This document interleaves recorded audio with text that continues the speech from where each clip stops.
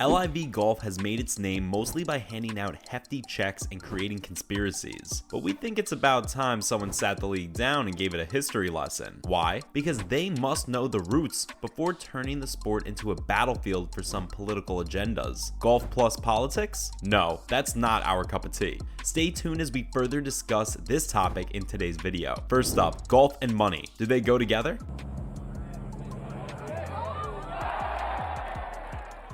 Even though it might seem like money is all that pro golf players care about, you might be surprised to find out that this isn't how it started. Oh, not at all. When the first Open Championship took place in 1860 at Prestwick, do you want to guess what the prize money was? $0. Yup, you heard that right. At the time, it wasn't about winning big, but just having a good time and doing justice to the sport, something that's missing from the formats being followed nowadays.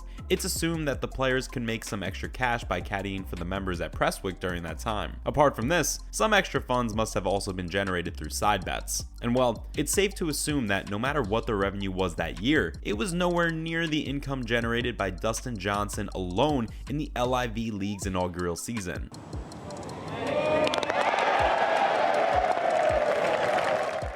The man got $35 million in prize money alone. Can you imagine telling those people that this sport they're playing for free might generate millions of dollars? Well, they'd easily throw a fit, or maybe refuse to believe it outright. Following up, the evolution of golf. In the old times, it was hard to believe that golf was anything but a hobby or sport. No one could think that they wanted to become a professional golf player when they grew up because it didn't pay anything. But now, things have changed drastically. You don't just earn money for swinging the clubs on the course, you're also paid for just showing up at some events. And well, it's not a small amount of money. Oh no. There are chances that you might just end up becoming super duper rich, especially if you're a part of the LIV League. If that's the case, then just one season with them might set you up for life. But this isn't how it all started. In the early stages, golf wasn't even popular around the world. It was more of a local sport that originated in Scotland. And well, things didn't remain that way for long. Harry Vorden became the first ever international golf sensation in the 20th century. The man became famous for touring the United States and selling golf balls with his name on them. This earned him quite a bit of money, but that was nowhere near what pro golfers make nowadays. Up next, the growth of golf in America. So, after Harry Vorden, the sport's popularity grew, but it still wasn't anywhere near the rank it holds today. And well, for that, LIV, PGA, and all of us have Walter Hagen to thank. This man is widely known as the father of professional golf, who turned it into the popular sport it is today. He brought publicity, introduced the concept of prize money, and got lucrative endorsements for the players. So in short, it's actually because of him golf players were considered professionals. And once the base was set, legends like Ben Hogan, Sam Snead, and Byron Nelson helped make it more popular in different countries. And guess what? Hagen is the founding member of the PGA Tour, which was created at the Taplow Club in New York in 1916. Well, you've got to agree that PGA's got LIV beat regarding tradition and credibility. The American Tour is responsible for making the sport popular and accessible in America. That's not something you can easily forget. Interestingly, in the first ever annual PGA Championship, the prize money was around $2,580, which is a good amount, but still far from what we see nowadays. Moving on, modern day golf.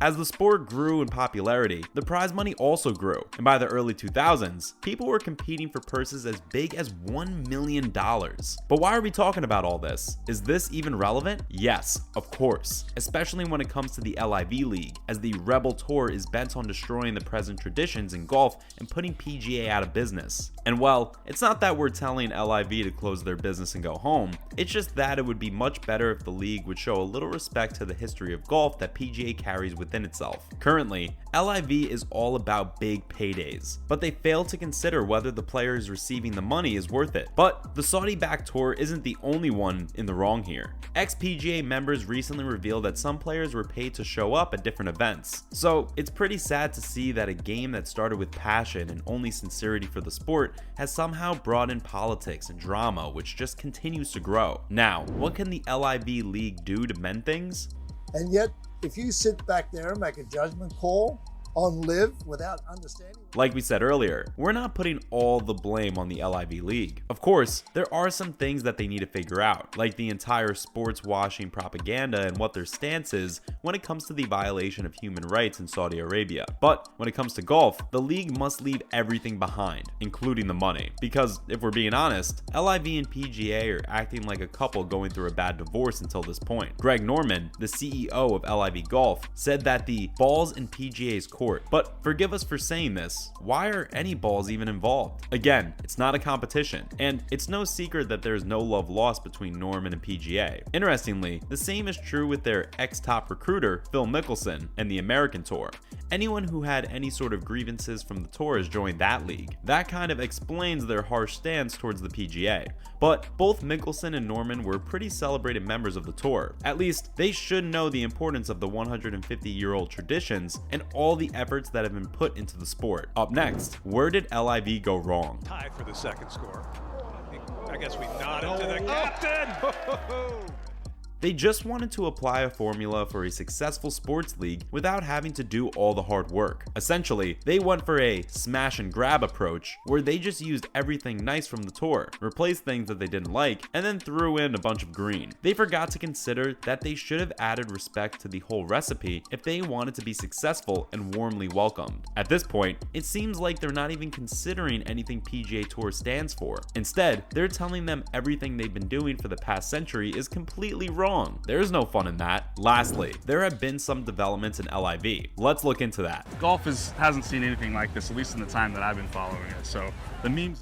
LIV Golf finally has a chance to appear on TV and be viewed by a much larger audience. That's great news for the league, but one of the commentators is dreading this. In a recent episode of the For the People podcast, Jerry Foltz confirmed that LIV will have a partner finalized before its first event in 2023, but this might not be a good thing. He mentioned that up until now, he's quite liked the commercial-free streaming of LIV, but Foltz is hopeful that the executives would be able to manage a deal without commercials to keep showing the 5 hours of golf with no breaks. He believes that this has helped a lot in bringing in an audience who enjoy watching the sport. Foltz also mentioned that LIV didn't move away from anything and showed everything about the game, which was unique. Well, even though it might not be something he likes, it seems like Foltz would have to swallow the hard pill, since if LIV hopes to gather a real audience, they need whatever streaming they can get on TV.